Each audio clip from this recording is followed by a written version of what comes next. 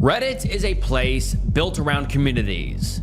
Millions of people gather every day to talk about movies, video games, sports, and just about every hobby imaginable. But not all communities are built around harmless hobbies or interests. Some are built for predators looking for sympathy. And other corners of the website become a last resort for people desperately begging strangers to help them when no one else will listen.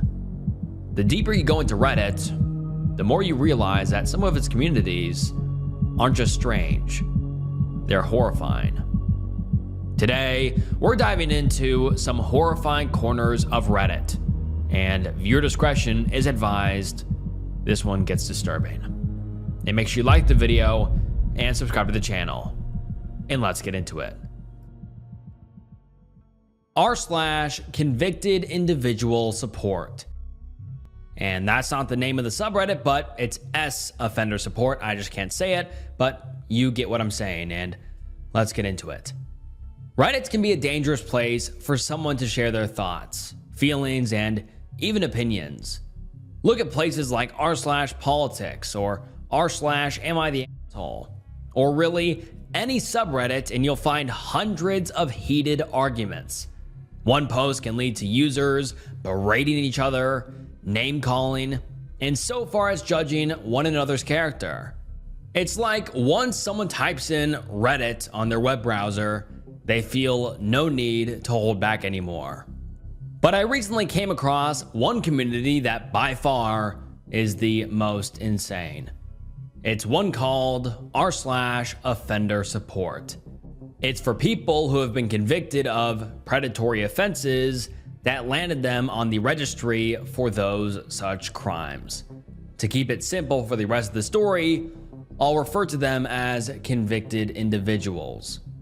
The first thing that you may be thinking is that it seems insane. It sounds like a bunch of people who have done awful things and want somewhere they can complain about their consequences. And honestly, that was also my first thought. One of the first things I come across is a pinned post by one of the moderators that gives an introduction to what exactly the subreddit is, and more importantly, what its purpose is. The post is titled, "For the Curious, the Lurkers, and the Trolls." The post is pretty long, but the gist is in the goals they list, which are, number 1, to offer support in navigating being on the registry. Number 2, to listen. It is never okay to minimize or excuse having committed a crime that harmed another person. It is not tolerated here. But we do understand that the road to rebuilding your life after having served your time for an offense is often made virtually impossible to do so. Number 3, to share and provide information about how to find housing and employment. Number 4, to try to answer questions about the multitude of ever-changing laws and rules surrounding registry restrictions. Number 5, to provide resources that will lower the chance of reconviction. Number 6, we will not offer legal advice but can sometimes explain certain legal processes that are confusing. Number 7, to offer support and encouragement for spouses and family members who are trying to navigate this system with a loved one. Number 8, to share information in the hope that it will help others avoid committing a crime. And number 8, to promote change and healing. So far, it feels reassuring that it doesn't seem like the group's members have intentions of bypassing the severity of their crimes that they're talking about. But then I read more of the post. It says, "Now you read all of that. And if you still feel the need to come here and tell a woman she deserves to be violently hurt and graphically describe horrible things you want to happen to her children because she loves someone who got a BJ from his younger girlfriend in the backseat of his car the day after he turned 17 when he was in high school 15 years ago, or you want to tell an autistic 20-year-old who got caught in something predatory that he was confused by to begin with, to go commit S-word himself, then go for it. Get it all out of your system. Then look in the mirror. See that? That person is a monster. For everyone else, welcome. We're here for you. And actually, you know what? Trolls, we're here for you too. Because you wouldn't be here spewing violence and hate if you were okay. Now that feels harsh. I mean, this subreddit is dedicated to talking about people who committed some of the most serious and heinous crimes someone can commit. So it feels a little hypocritical to call an innocent outsider a monster when you yourself are one. Of course, it's not okay to send death threats like the ones they mentioned, but that rant gives the impression that they treat all of these convicted individuals like they accidentally walked onto the registry or something. And any assumption that maybe most of them are actually just guilty is criticism that they chalk up to harassment and bullying. But it's not just this one moderator. It looks to be a running theme. There's some debate on it, but many others feel similar. One user asked this question: how many people are actually offenders? And many replies are pretty surprising, to say the least.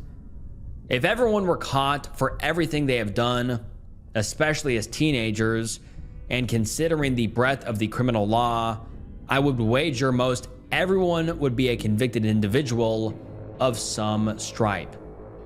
I would argue most people have committed some sort of offense in their lifetime. I'm not saying everyone is a perv, but how many men do you know that have dated a significantly younger woman or went to the bathroom in public? These, among others, don't really answer the OP's question.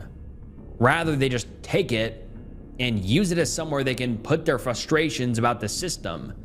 And the amount that these types of comments are repeated is honestly concerning. Because in reality, statistics show that the type of cases they are talking about are much more of a minority than they are letting on. The United States Sentencing Committee states that 98% of people were convicted for terrible, violent, and disgusting crimes, most of which I cannot name here. Only 2% was because of something other than that, like maybe, quote, using the bathroom in public, which does not give the impression that everybody would be a convicted individual, but that actually most people are rightfully placed on that list because they're downright dangerous. But let's take a look at some of the users on here to see if they should or shouldn't be placed in that category. This is one post from November of 2025. First time post, part of my story. It reads, I wrote a lot before mentioning it and don't know where to put it, but I'm 21, turning 22 soon. I guess I should start with my childhood, I'm not sure. I think this started when I was introduced to adult content in the 4th grade. I wasn't necessarily attracted to it, but as I got older, around mid-teenage years, I became severely depressed. I attribute this to my household growing up. Very chaotic, and it called for me to be constantly hypervigilant. Extremely stressful. Anyways, I guess that's really when it started. Eventually, I tried to emulate some things I saw in videos, which probably forced some warped connection / lack of boundaries, risky behavior, close calls, and I never learned or cared to. Depression has never left me. It's only gotten worse and I've only grown more comfortable with it. Adult content, aside from cannabis, was a coping mechanism. The guilt, shame, fear, and embarrassment that came from these acts just made it worse. It's creating a terrible cycle of shame, pleasure, and shame. Along with my depression, I'd say I only became more depraved. I'll skip to it now, where I'm being charged with indecent exposure because I was taking pictures of women and periodically, confusing maybe, exposing myself in a Walmart of all places. Both things I picked up from adult content. I guess I should say that it wasn't my intention to flash anyone. I honestly don't believe I did. Walmart theft prevention probably made the call. Apparently there's footage. I spent the rest of that day in jail. I have my second court date on the 17th where I think I will take my plea. To pick up where I left off, I think one of the worst parts is the confusion of my guilt. Is it just because I've been caught? Or am I actually remorseful? I hope it's the former. But the most painful and the biggest source of my shame is the people in my life I'm going to disappoint. The people I love the most. I feel like a monster. Not like it's new. That's part of the deep shame I feel. But it's the center of my attention. All the times I numb myself to stomach what I'm capable of is catching up to me. I feel unredeemable, condemned. My education, future career, love life, and life in general is all at risk, and I feel trapped. I'm terrified, so helpless and utterly hopeless. I want to wake up from this nightmare. And this user got one thing right.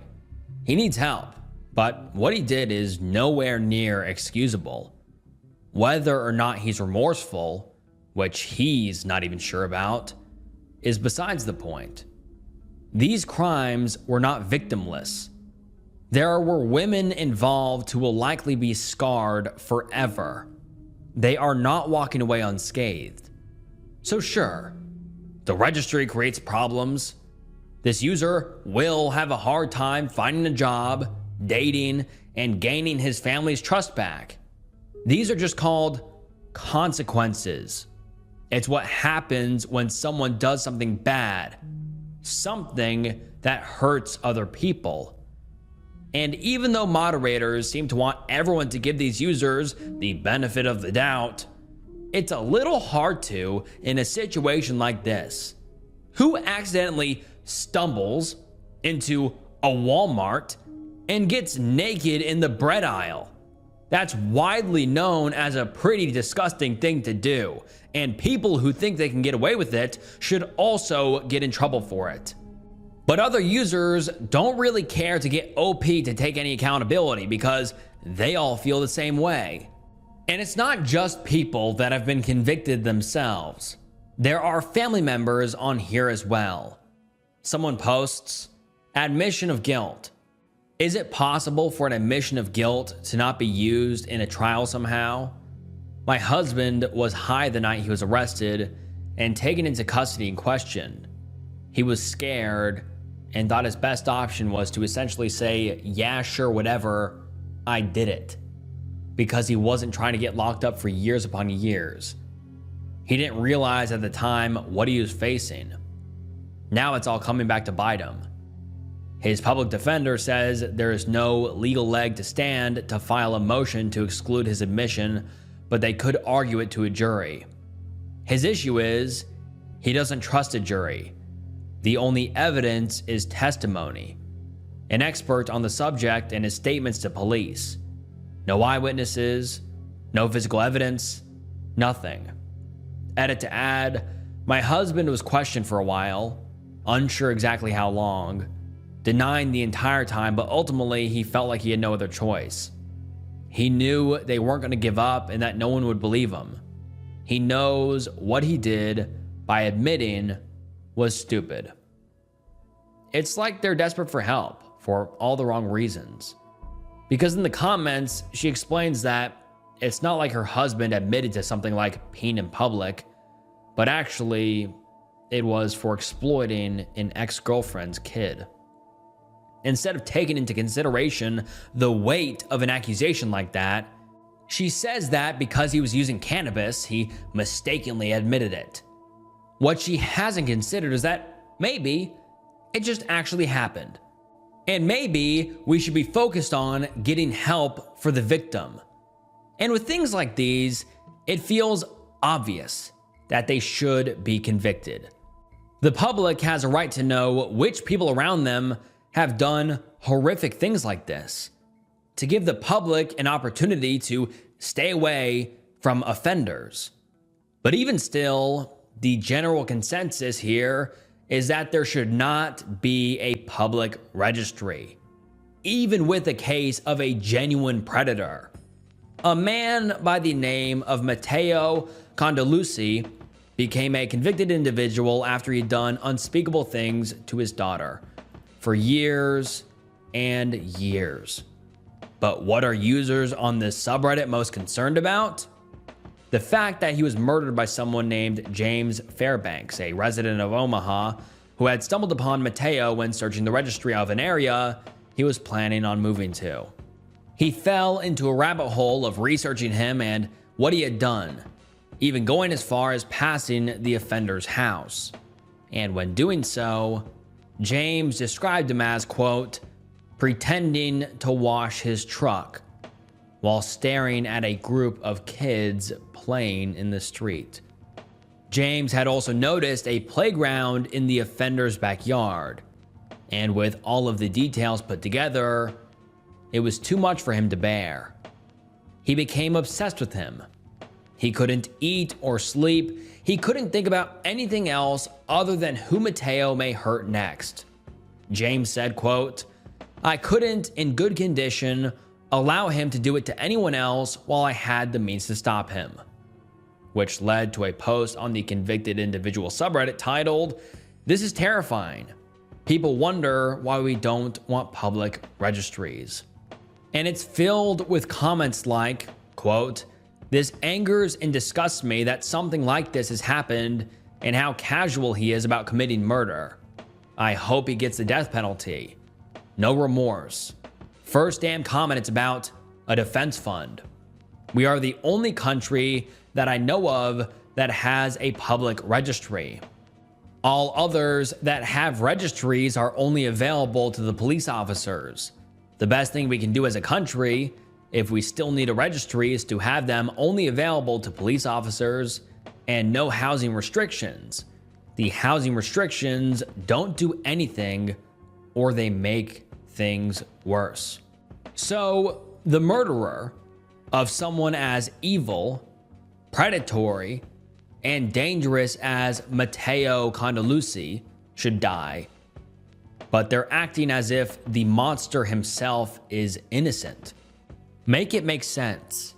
Cases like Matteo are honestly the perfect examples of why there should be public registries.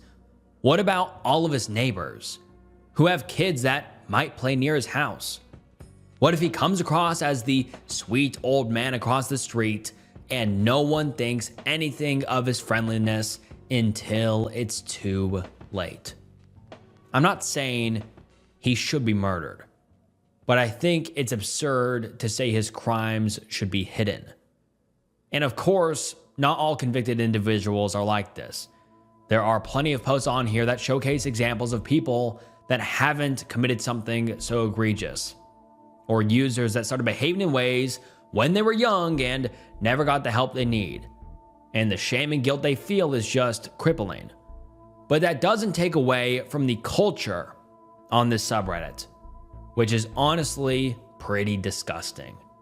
It's one thing to want change, to want a system that better helps people, that prevents terrible things from happening instead of just punishing people and giving them no chance of rehabilitation. But to ask to have the whole registry removed feels gross and predatory in itself. To demand something like that just feels so minimizing to the victims of such horrendous crimes like the ones of Matteo. Because ultimately, they are the most important person in all of this. They have been harmed the most. And whether the registry should be removed or made private is irrelevant until the day that we figure out how to prevent the crimes, the hurt, and all of that harm from happening in the first place. And this subreddit truly ranks among some of the top most disturbing, disgusting, and just downright horrifying subreddits I have ever gone through. Daryl Pratt.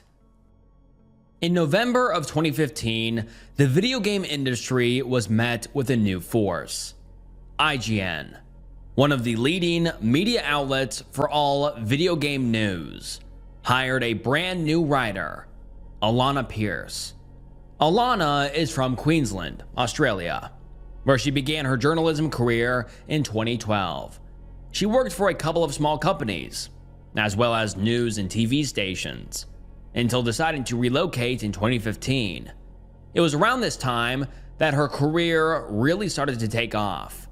It was also at this point that she started to create content on YouTube, and as time went on, she gained more followers. More people were interested in what she had to say, and people became dedicated fans. This can be seen across her multiple channels, social media accounts, and even a subreddit dedicated to her, r/Alana Pierce. Users post interviews, updates, and discussions about her work. It's pretty normal stuff, which is why, when one post seems a little off, it becomes very noticeable. Which is exactly what happened on June 25th, 2019, when a user by the name of Daryl Pratt made a post that just said, "What's up, boo?" That's it. No other context. No pictures, no video, no other comments. It's very out of place for the subreddit. No other users make any post remotely like that on this page. And that isn't the only post made by the user on r/Alana Pierce. There's one more from the same day, just 2 hours earlier. All this one says is, "Hey." It's just odd. But what becomes concerning are the comments. How are you not banned at this point? So, you're back, huh? I hope you're doing better, man. And good to know you're alive. And at this point, I hope you're just joking and not actually obsessed with her again. These users are commenting on the end of a long and treacherous road that Daryl Pratt has gone down. These last two posts were the last anyone ever heard from him, but it was an exhausting journey to get there. So let's start at the beginning. The first time Alana Pierce got unwelcome attention from the internet was shortly after she began a relationship with voice actor Blaine Gibson. As she was living her life and continuing with her normal content, she received this comment on one of her YouTube videos. "Wow, what a surprise. She has a boyfriend? But for real, what is it with the females and their need to constantly be in a relationship? Like, why can't they be single for at least a month?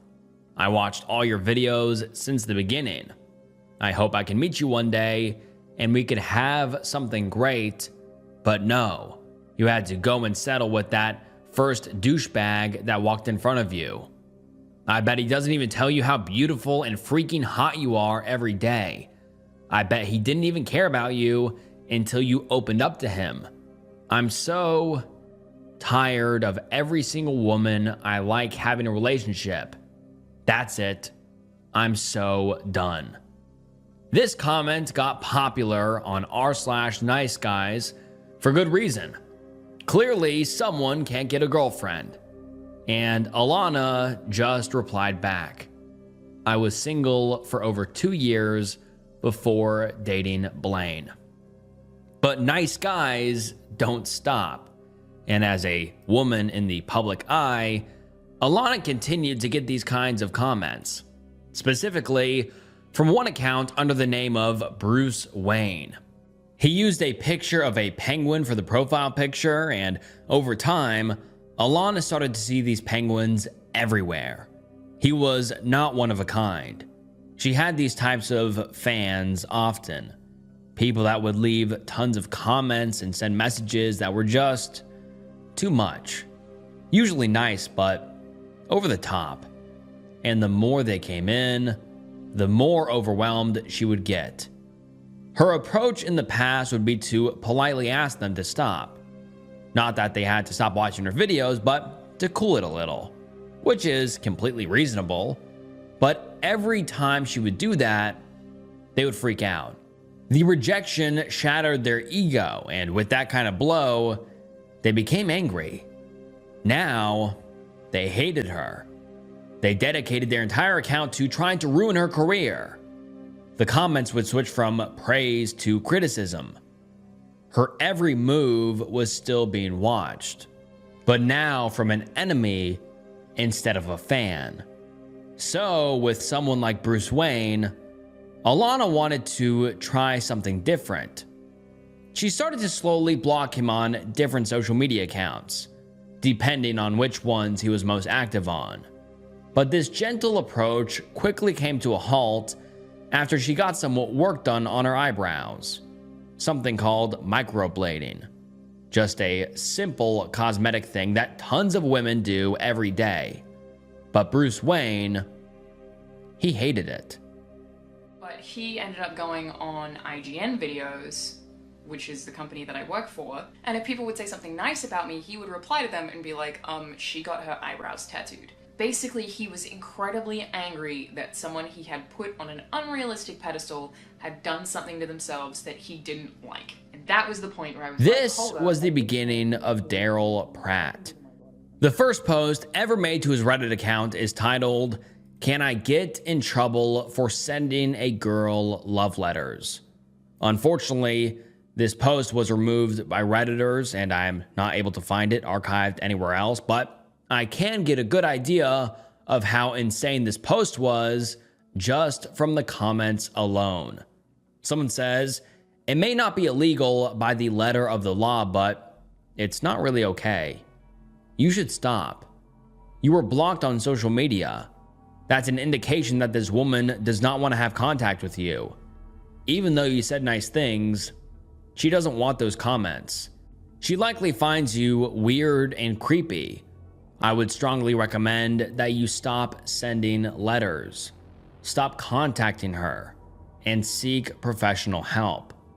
You probably would get a restraining order or no contact order if you continue. Not a lawyer, not legal advice."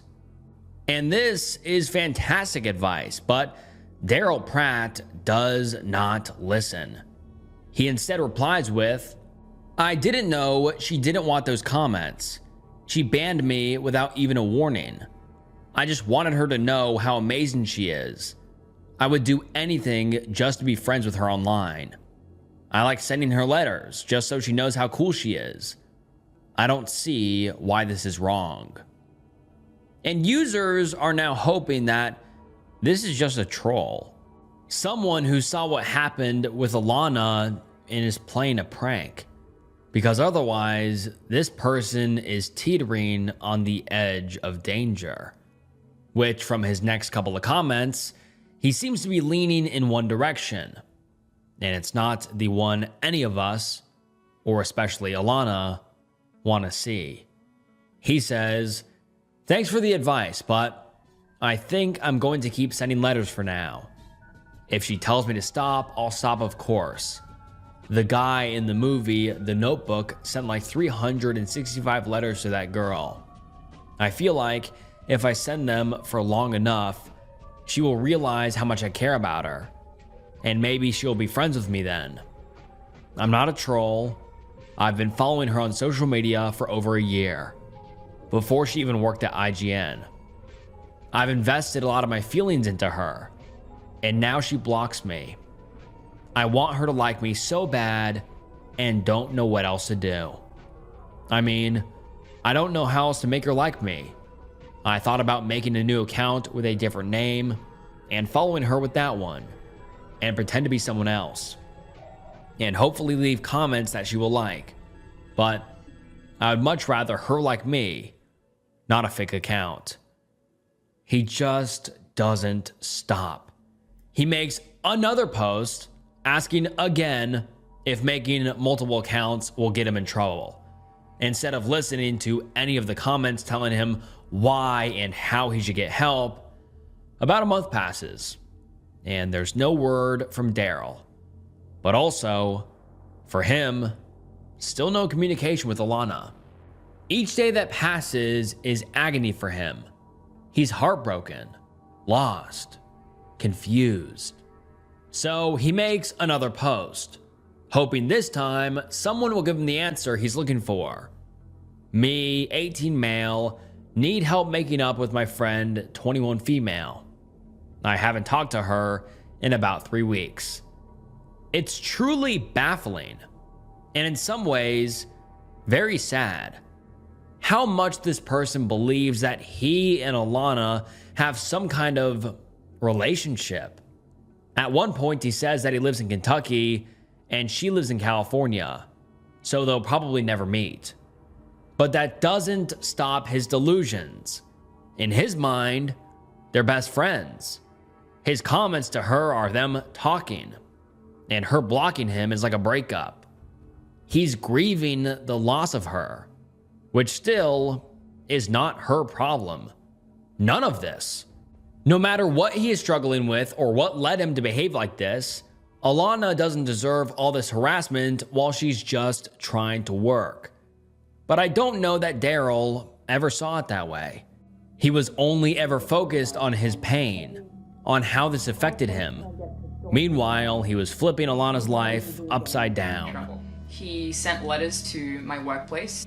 He also said that he was planning to call the front desk at IGN and have them transfer to me to the phone on my desk, so we got rid of the phone on my desk, so that wasn't an option. And there was also a threat regarding E3 that year in 2016, so I had two just giant, terrifying looking security guards walking around with me for the entirety of last year's E3, just to make sure that nothing weird happened. But these things didn't matter to him. The only thing that eventually got him to back off was when users told him that Alana had a boyfriend, which she did. They weren't lying. And Daryl did not take this well. It was like his whole world came crashing down. His dreams, his hopes, everything he had worked towards was crushed. Honestly, it's pretty surprising that he gave up when finding this out. Given his history, he seems like the kind of person who would have persisted. And he did, in a way. Just not directly. Instead of sending countless letters and begging her, he moved to a different tactic: manipulation. He made her feel like his life was in her hands. These comments have since been deleted, but Alana shared them in her video. Humiliating for me. So then amidst all of this stuff about me having a boyfriend, he said, "How would you feel if your girlfriend found someone else she likes more than you? That's how I feel." And then the last two comments are, "I'll most likely be dead tonight, so that should make her extremely happy, and then fuck this world." And then he didn't use the account again. She was rightfully extremely upset. Not only had she been thrown through the ringer the last couple of months, watching her back and fearing for her life constantly, but now she felt the weight of someone's life on her shoulders. She mentions in her video that she understands where this mentality comes from, like Daryl mentioned in his comment about The Notebook.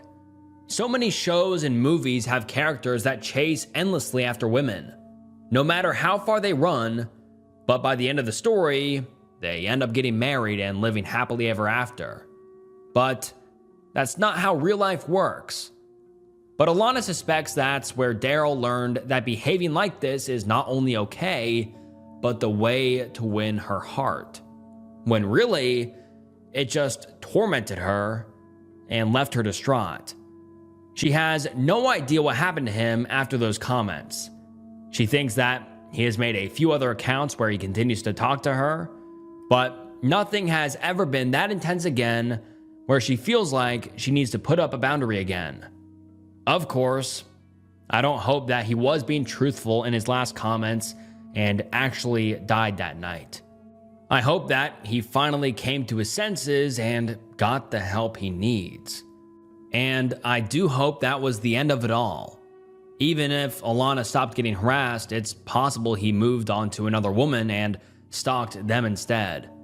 People have found a few accounts that they suspect is him, but nothing is proven, and either way, no other profile has caused as much trouble as Daryl Pratt has.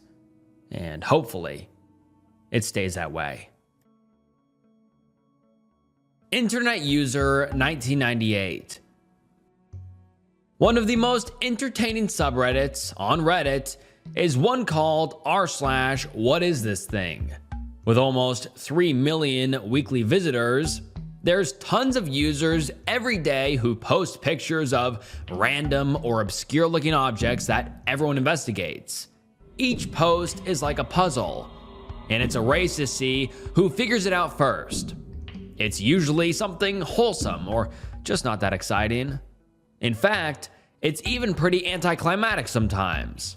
Someone comes in anxious and worried that some small device or substance found in their teenager's room is a drug, and that their child is in extreme danger, and the comments then reassure them it's nothing, and everyone moves on with their day. So when something pops up that actually looks concerning, people stop. They really investigate, looking into every possible explanation, hoping it's not what they think. One post made on July 12, 2017 by internet user 1998 became one of these. It became so serious that the moderators actually removed the post because they felt like the OP needed to get actual help from law enforcement and not from other Redditors. The title of the post reads, "I think I'm being watched. Is this a camera?" And I wish we could see the picture that was attached, but like I said, it was removed. But the users that did see it not only confirmed that it is in fact a camera, but that the OP might be in danger. Because not only was this object deceivingly a camera disguised as a pen, but it was hidden in a very private space. Somewhere where no one should be watching. The bathroom. Worse than that, we come to find out that OP is 16 years old. They give more context here. The post reads, "Okay, I'll write a full update / life story now. My parents died in 2013, sending my brother and me to foster care. For the past 3 to 4 years, I've lived with this guy and his dad who have done some awful / creepy shit. It would feel wrong to exclude the fact that he supported my brother and me for so long, but this is unacceptable. A week ago, my brother moved out, leaving me with this guy who just put a camera facing the shower this morning. I posted this thread on my work break. Now I'm off work at home after talking with him about it. I don't want to live here anymore. I haven't for a while, but I have no one that will take me in at 16. I've built the last 3 years of my life living here. I have no idea what to do. I've tried calling CPS before and they came and left. That can't happen again. I'm pretty much alone in this house with no one to talk to or help me. What am I supposed to do?" Some people suggested they go to an Office Depot or Staples and confirm that it's a camera, which the OP did. The employees there agreed it most certainly was. So now, it was real. The OP could be in real danger. The first thought is to call the police or CPS, but like they said, the thought of contacting them again and them leaving was terrifying. They say, "Maybe because I don't want to be left alone with a deranged perv who's mad that CPS was called." So the user is stuck in between a rock and a hard place. Either way, it feels like they're backed into a corner with a monster. One solution is given by user Japanese Knotweed, who comments and says, "Where are you? You need to go to the actual CPS office in person. Take the camera pen with you. Bring a change of clothes and anything small, transportable, and precious. Everything you need to be reasonably comfortable for a few days, and just go. Sit down in the waiting area and say, 'I don't feel safe going back to the house until I know what this is and what's on it.' Then don't get up until an option you feel good about shows up. There are short-term respite foster care providers in most areas, and this is one of the ways they can be of great help." Their only reply to this by OP was, "I called CPS for a different reason earlier this year, in a sort of way that would make it look like someone else called. They wanted to talk to me and ask every question right in front of the dude. Saying I'd like to talk to them in private didn't look too good. Well, I told them every messed up thing he's done the past few years, and especially what happened earlier that week, and I'm pretty sure they just saw me as a dramatic lying teen. Then they left. It makes sense why the user has no trust in CPS. The system has repeatedly failed them, pretty miserably. So much so that their first instinct, and really the only option in their mind, is to ask Reddit, which is just heartbreaking. She's just a kid. She should be able to trust the people who are supposed to keep her safe. But instead, they made her feel like she was too much. And now she's forced to live in this fear. Eventually, the user does give in and gives CPS one last try, even though she has low expectations. The user wrote, "Update, CPS has been called. I have a place I can stay at if they take me when they come. Now I play the waiting game. I'll update when they come." Although the OP has never updated us. They only left one last comment. That's the only reason I was hesitant to call in the first place. I've done it before, and they just left. I can only hope. It's a terrifying cliffhanger to leave us on, but that's all there is. Whether or not CPS actually helped her, if she could find a safe space to stay, or if her creep of a foster parent ended up keeping custody of her, we'll never know. Like internet user 1998 said herself, we can only hope.